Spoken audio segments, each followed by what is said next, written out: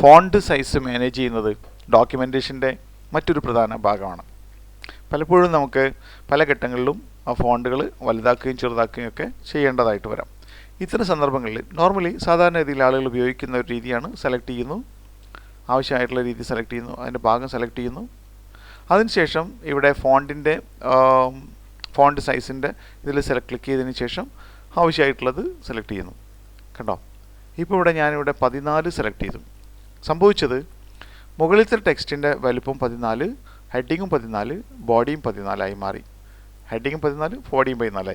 മുൻപ് അങ്ങനെ ആയിരുന്നില്ല. മുൻപ് ഹെഡിങ് 14, ബോഡി 11 ആയിട്ടുള്ളൂ. കണ്ടോ, ഇവിടെ 11 ഉള്ളൂ.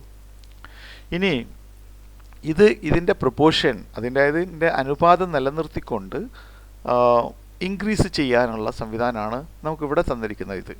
ഇതിനെയാണ് ഗ്രോത്ത് എന്ന് പറയുന്നത്. അതായത് ഗ്രോ ചെയ്യുക.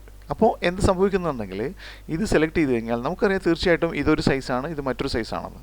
എന്നാൽ നമ്മൾ സെലക്ട് ചെയ്തതിന് ശേഷം ഇവിടെ നിന്നും ഈ ലിസ്റ്റിൽ നിന്നും ഒരു സൈസ് സ്വീകരിക്കുമ്പോൾ രണ്ട് ഫോണ്ടും ഒരേ സൈസിലേക്കാണ് മാറുന്നത്.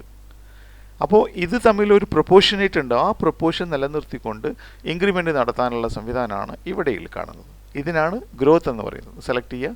ഇങ്ങനെ ചെയ്യുമ്പോൾ ഓട്ടോമാറ്റിക്കായിട്ട് തീർച്ചയായിട്ടും ഇതിപ്പോൾ 18ആയി, ഇതോ 14. അപ്പോൾ ഓട്ടോമാറ്റിക്കായിട്ട് അതിൻ്റെ പ്രൊപ്പോർഷൻ മെയിൻറ്റെയിൻ ചെയ്തുകൊണ്ട് ഫോണ്ട് ഇൻക്രീസ് ചെയ്യാൻ സാധിക്കുന്നു. ഇതിനെയാണ് ഗ്രോ എന്ന് പറയുന്നത്. തീർച്ചയായിട്ടും അതേ സംവിധാനം ചെറുതാക്കാനുള്ള, അതായത് അതിൻ്റെ അനുപാതം നിലനിർത്തിക്കൊണ്ട് തന്നെ ചെറുതാക്കാനുള്ള സംവിധാനമാണ് ഇത്.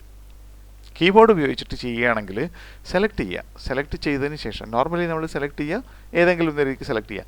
അതിനുശേഷം കീബോർഡിൽ കൺട്രോൾ പിടിച്ചുകൊണ്ട് എന്താ പറയുക, ഞാനിവിടെ ടൈപ്പ് ചെയ്യാം. കൺട്രോൾ പിടിച്ചുകൊണ്ട് കൺട്രോൾ പ്ലസ് എന്താ പറയുക, ഓപ്പണിംഗ് സ്ക്വയർ ബ്രാക്കറ്റ് ഉപയോഗിക്കുകയാണെങ്കിൽ കൺട്രോൾ ഓപ്പണിംഗ് സ്ക്വയർ ബ്രാക്കറ്റ് ആണെങ്കിൽ ഇൻക്രീസ് ആയിട്ട് വരും. ഇൻക്രീസ് ഫോണ്ട് സൈസ്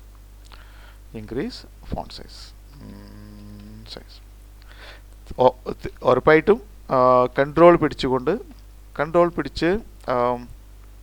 എന്താ പറയുക, control plus closing square bracket ആണെങ്കിൽ തീർച്ചയായിട്ടും ഡിക്രീസ് ദ ഫോണ്ട് സൈസ്.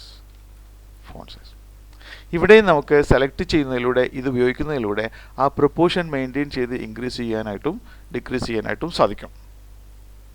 പരീക്ഷിച്ച് നോക്കുക. ഒരേപോലെ തന്നെ ഉപയോഗിക്കാവുന്ന മറ്റൊരു കീ കോമ്പിനേഷനാണ് കൺട്രോൾ പിടിച്ചുകൊണ്ട് കൺട്രോൾ പ്ലസ് ഷിഫ്റ്റ് പ്ലസ് എന്താ പറയുക, മോർ ദാൻ കീ ഉപയോഗിച്ച് കഴിഞ്ഞാൽ നമുക്ക് തീർച്ചയായിട്ടും ഇൻക്രീസ് ചെയ്യാനും ലെസ് ദാൻ കീ ഉപയോഗിച്ച് കഴിഞ്ഞാൽ ഡിക്രീസ് ചെയ്യാനായിട്ടും സാധിക്കും. പരിശോധിച്ച് നോക്കുക. All the best.